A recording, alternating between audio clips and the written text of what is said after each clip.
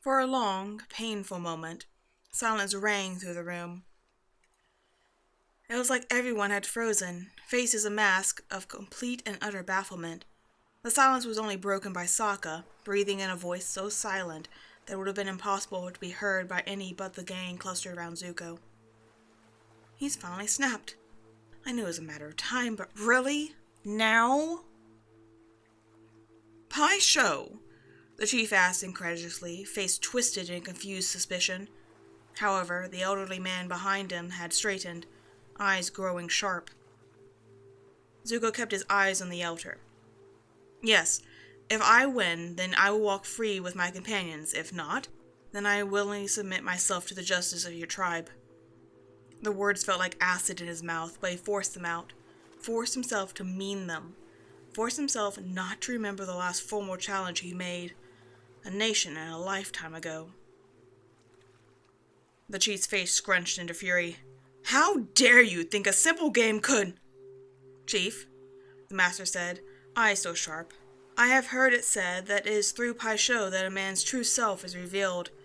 If the firebender is as reformed as the Avatar and his companions would like to believe, I would see it.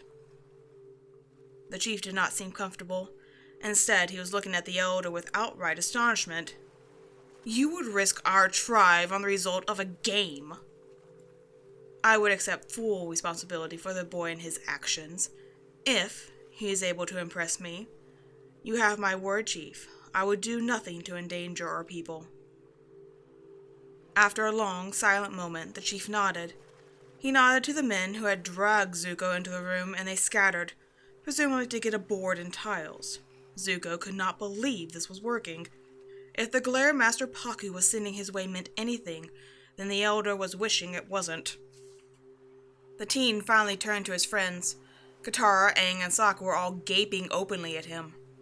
Zuko, my man, are you completely sure you want to risk your everything on a game you last played when you were 13? Sokka asked, expression openly horrified.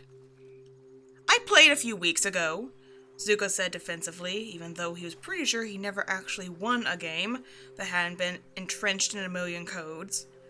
Assuming there was such a game of Pai Sho that wasn't entrenched in a million codes. Trust me, I can do this. Pai Sho is really hard, Aang said doubtfully. I played against Monkey Yatso a million times, and I never won once. How did you even know Pakku played? Katara asked. Oh, this makes no sense, Sokka moaned. Trust me, Zuko said simply, and luckily that was all that he had time for as the men returned with a board and 2 sets of tiles. Where Uncle said had been carved from mined marble and Jongjong's formed in Earth Kingdom stone, Pakku's tiles seemed to be carved of bone, though his tiles were just as worn, and the guest tiles were just as pristine. Pakku watched him shrewdly, his face screwed up as if he had eaten one of his disgusting sea prunes. The guest has the first move. Zuko took a deep breath and laid his lotus towel to the middle of the board. The man's scowl only grew. He seemed to hem and haw while his tiles before finally saying, Not many still cling to the old ways, just as he laid a tile. Something about the way the man spoke, the way he deliberately reminded Zuko of the others in the room. It wasn't Jongjong's tent, where code could be said clearly. This was a careful maneuvering of words, the audience ever in mind.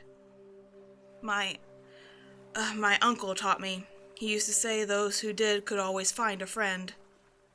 He said awkwardly, hoping that it would seem more natural than it felt. The entire room was silent during the game, the code phrases accompanied by only the constant rushing of the waterfall.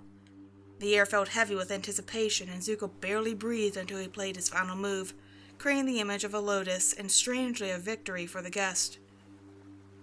In fact, if Aang's reactions were any indication, he'd been on the path to victory starting 5 moves back. He should really get a refresher on how to actually play Pai Sho. Pakku's scowl did not lessen when the final towel was laid. He didn't say the traditional, very composite ending phrase. Instead, he nodded, scowl never leaving. I will sponsor the firebender. Any crimes he commits, Any harm that he causes will be placed on my shoulders as well as his. For the moment, I will speak in favor of him." The chief scowled, looking anything but happy, but eventually he nodded. "I suppose you're more than equipped with handling him should he cause problems." The chief locked eyes with Zuko as he spoke, as though to ensure that the teen caught the clear threat underlying every word. Paku nodded defensively, understanding the implications as well. Of course. Aang, of course, completely missed it as he lunged for Zuko, pulling him into a tight place. "Yay! See, Zuko, I knew it would all work out. You're really good at Pai Sho, by the way. We should play together sometime." Sure, Aang." The chief cleared his throat, still looking immensely unhappy. "With this matter resolved, you are dismissed. After Aang, Sokka, Katara, I will have someone to escort you to our guest quarters to freshen up. You came at a lucky time. Today is my daughter's 16th birthday. For such an auspicious guest to visit on this day." The first genuine smile graced the chief's face. "I believe it is a sign of good fortune. The princess will have a lucky 16th year." Aang was frowning, however. "That about Zuko?" The chief's small smile dropped, but it was Paku who answered. "As his sponsor, the firebender will stay with me." Zuko scowled, some residual ping of anxiety surfacing in his stomach. Fighting against the notion of being separated from the three, from being alone again, Katara eyed him carefully. "Are you okay with that, Zuko?" she asked softly. The Fire Nation teen forced a deep, calming breath and pushed down that bit of anxiety. It had been enough for a fight just to keep him out of prison. He honestly wasn't interested in staying in this room, in this war council, and arguing the moment longer. "It's fine," he grumbled, then louder. "Can I get a shirt now?" One of the warriors snorted in amusement, but Paku simply rolled his eyes and led the teen from the room. Aang, Katara, and Sokka followed until the same woman from before began leading them in the opposite direction. Zuko's hands folded into fists as they separated. He had said nothing as he followed the waterbending master into a small but comfortable home. The instant the door closed behind him, I shot out and pinned Zuko against the wall. The teen snarled, immediately struggling against the bonds, but before he could do anything, Paku's face was right there, inches from his own, and furious. "What part of secret code do your smoke-addled brains not understand? The White Lotus blooms in the hidden places, not in the middle of a war council with the chief of the Northern Water Tribe feet away. What was I supposed to do? Your chief was about to lock me up in prison." "Anything but put the White Lotus in danger. I would think the Grand Lotus would have taught you better. But then you wouldn't have bothered to contact him, have you? Haven't bothered to use the code at all until you needed it." Zuko scowled once he worked out that the Grand Lotus was Uncle. "You don't know anything about me." "You're right. I don't know you. And from what I do know, you're not worthy to know our ways. Pai Sho is about forethought, boy. You should have sent your friends with a private channel if you have simply allowed yourself to wait in prison for a few hours." Zuko scowled, struggling to free his scarred wrist from the constricting ice. "No, I couldn't have." Paku scowled even harder, but allowed the ice to fall away. "What's done is done, I suppose. Though make no mistake, boy, I am not happy with how you went about it." "Noted." Paku sighed. "The chief is still distrustful of you. I will try to speak with him, but if you truly want freedom here, you will have to work to earn his favor." "Fine," Zuko said shortly. "It will not be easy. Just tell me what I need to do." He was very used to doing what was necessary to earn the approval of a leader. This time it would actually work. "For now, be respectful, do not argue, do not engage with the princess, and I have some additional ideas, but those will have to wait until after the feast." "Great. Now, about that shirt." Zuko was scowling as always as he plopped on the floor between Katara and Aang. The two had left a gap for him, Aang on one side and both Water Tribe siblings on the other, as though to create a barrier of friendliness to protect against the tribe's clear hostility. One would think that the Ornak that he had borrowed would help him blend in, but it only emphasized the pale of his skin and the gold of his eyes.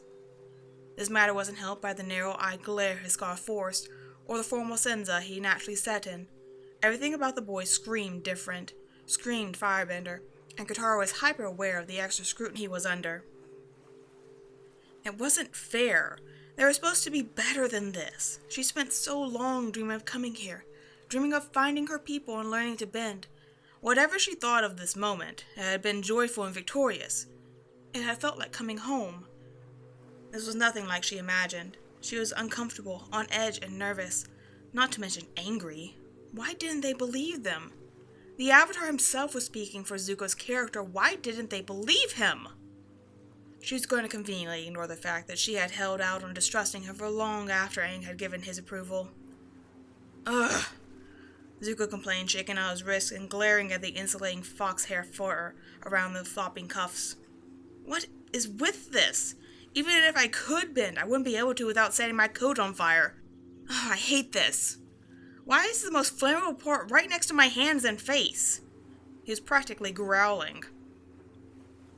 Katara couldn't help but laugh, mentally comparing the heavy, draping coats to the sleeveless or skin-tight Fire Nation uniforms. We don't exactly have to worry about that. Zuko was still looking grumpy as she tried to distract him by describing the insulation features of the fur and why the Arnak design was important to the Water Tribe both culturally and practically. Zuko seemed reluctantly impressed, especially when she explained how her own coat was trimmed in Arctic beaver seal fur, as it tended to be more waterproof, which was important for waterbenders. Zuko, in turn, shared that firebenders' clothes would often have the very ends of sleeves and pants made out of less flammable wool, while the main sections were made of completely different fabric, though what type of fabric depended on the status of the individual. Sleeve was usually skin-tight as well to prevent mistakes. It was considered a mark of a great master to wear flowing sleeves. Aang contributed by explaining the aerodynamic benefits of his flowing robes in the wind, and the light breathable linens that monks used. By the time the monk had finished, it seemed they were finally ready to begin. Zuko was a bit calmer, but his shoulders were still tense, and his eyelids had yet to cease constantly surveying the room for threats. The chief didn't mention Zuko at all during his introduction to the feast, instead only mentioning the visit of the Avatar and the birthday of his daughter. Katara was more relieved than anything. Maybe they didn't draw too much attention to it, everyone would just kinda forget that Zuko wasn't supposed to be there. Yeah, she didn't really expect that to happen. However, any bitter thoughts she had were quickly forced from her mind as Master Pakku and a pair of waterbenders started a beautiful waterbending show. She and Aang were entranced by the show, eyes wide with wonder as they clapped and cheered the impressive control. Katara glanced at Aang over Zuko's head and they shared a grin. She couldn't wait to learn how to do that. He would never admit it to Katara, but Zuko thought the firebending shows were much more impressive than this. There was no showmanship here, no story, not even interesting shapes. All they had done were make the water go in circles. Was that actually what considered as impressive here? Although he supposed it was a lot of water. The water was different from fire. It had weight to it. He narrowed his eyes, considering. That was much more water than any man would be able to carry. In fact, it was probably more than 5 times what many men could carry. Was that the impressive bit here? If so, it honestly was pretty impressive. They were moving more than their own weight in water, controlling a tidal wave with precise care. As the show progressed, the volume of water got smaller and the tricks got more impressive, but overall Zuko much preferred the fire magician. So when the princess sat next to Sokka, Zuko immediately centered on that as a more interesting portion of the night's entertainment. He was right. The team found himself literally stuffing his mouth with the stew to keep himself from laughing outright when Sokka claimed to be a prince to impress the pretty girl. This proved to be a bad plan. Why had they put the sea prunes in the stew, and how could he get the taste out of his mouth? He was taking a long drink of tea in an attempt to rid himself of the flavor when he heard Sokka offer, "Maybe we can do an activity together." Bad timing. Aang, who had somehow missed the entire conversation, was patting his back in concern as Zuko cough-snorted, his lungs struggling to recalibrate after his mini spit take. Katara was laughing as well. "That was smooth," Katara said sarcastically. Sokka pouted and looked to Zuko, perhaps for some advice or a platitude saying that it hadn't been as bad a line as he had thought. Zuko remembered accidentally tackling May in a fountain and coughed away a laugh, deciding to go with sympathy instead. That's rough, buddy. Apparently that was not what the Water Tribe warrior wanted to hear, and he groaned into his hands. Come on, man, like you would do any better. Zuko was in a cave for 3 years, Sokka, Katara chided jokingly. What's your excuse? Zuko was unreasonably relieved that she didn't mention the scar, which was practically guaranteed to make sure he always stared out in a losing position in any game he tried to have. It was nice to know he had a sliding scale to apply to his trauma. Sokka sputtered and suddenly stuffed food into his mouth. Zuko chuckled a bit more and carefully observed a hunk of meat before determining that there was no sea prunes on it, somehow, and followed the other boy's lead. Overall, the food was pretty good, and Katara and Sokka took great joy in piling stuff in front of him that they thought he would like, paying him back for his enthusiasm at stuffing them with Fire Nation food at the festival. He was never quite able to completely forget about the half-glares and suspicious side-eyes from the tribe members who protested having a firebender in their midst, but for the most part he was able to ignore it.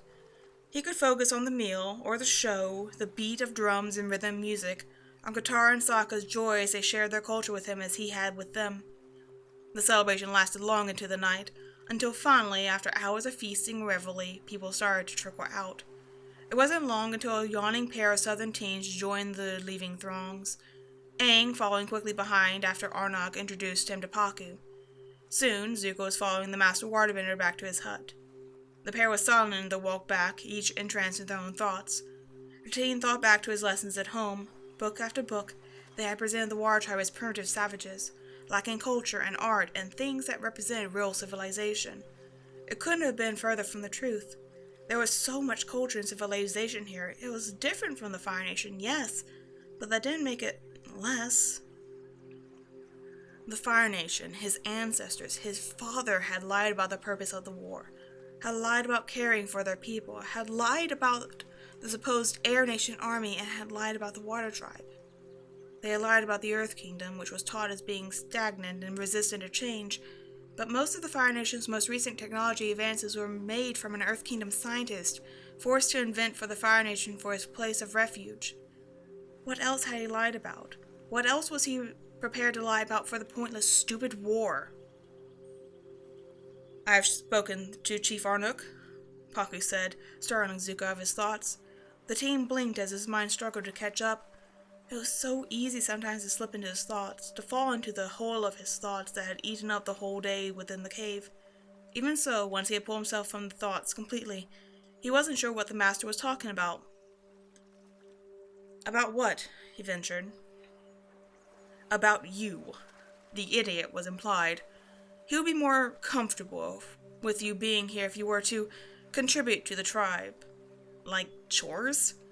Zuko said, relaxing a bit. If all it took was to stop the glares with a bit of cleaning, he would do that. Like helping to train our warriors, the man said implicitly. We had not faced the Fire Nation in nearly 80 years. Our benders are formidable warriors, but they are out of practice fighting against fire. I wish for them to spar with you so that I can better instruct them. Zuko felt a chill run through him as though he had nothing to do with the Arctic air. He blinked against the memory of a dark cave, of children rushing him with weapons, raised when he had no way to escape. Would this be different? He had an excuse now. I can't firebend. Not completely. I was sick. It's coming back, but I'm still pretty weak. I can just make sparks, move some existing flame, not much. I don't think I would be much help. Instead of scowling as he expected, Pakku looked contemplative. There is a way to prevent firebenders from bending? Interesting. If we could do that... You can't! Zuko repeated harshly. It's not something... It takes years! He shoved the thick material of the coat up his arm, freed his scar wrist. He couldn't stand for anything to be touching it. Not now. He hoped the movement would be subtle, but the elder's eyes flicked to the bare arm immediately, and Zuko scowled. I suppose then it would not be useful in battle. Pity. He eyed the boy shrewdly. However, you would still be able to advise, and I saw the swords you brought with you. Fighting against a different style will still help our men. That is, unless you are unwilling to accept the chief's offer. Zuko took in a deep breath, unconsciously releasing flames in his exhale. He knew what this was. He could read between the lines. Firebending or not, he would be expected to fight if he wanted to stay in the village. He was expected to show warriors how to fight against his people, just as he had in the cave. He was expected to teach them how to fight, how to defeat, how to kill his people he was supposed to lead and protect. The boy thought back to the air temple that they had visited just days before. He thought of how the people there were refugees, scarred and scared and desperate. He thought of how the Fire Nation, his people, had attacked the last bit of peace.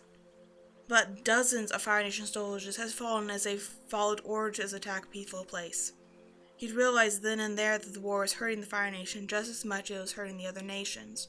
That hundreds upon thousands of Fire Nation soldiers were being killed over lies and a quest for power that Ozai already had. The war was wrong, and the Northern Water Tribe was only as pristine as it was because the Fire Lord hadn't brought it to them yet. Just as the Northern Air Temple had been a place of safety until they stopped giving the Fire Nation what they wanted. He loved his people. He loved his nation. He couldn't begrudge these people their right to love theirs as well. I want your word and the word of your chief that whatever I teach will be used only to vend your home. The Master Bender stared at Zuko evenly. I cannot promise that we will never leave the pole, nor can I promise that we will stay out of the war. Zuko scowled at him. I won't arm you to seek out my people to kill. The man seemed to consider their impasse for a moment. I will give you my word that should the Avatar succeed and the war end, we will not use your teachings against the Fire Nation. The teen was silent for a long moment, his heart beating at a breakneck pace in fear, but he forced himself to nod. Fine. This wouldn't be the same as the cave. He would have options, fight or leave. He would be outside, he hoped. They would be supervised by people who might care if he got hurt.